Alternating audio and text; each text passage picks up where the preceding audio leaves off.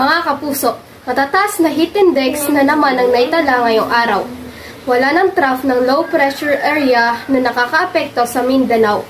Kaya ramdamang init sa halos buong bansa, dala po yan ng easterlies o yung umainit at malinsangan na hangin.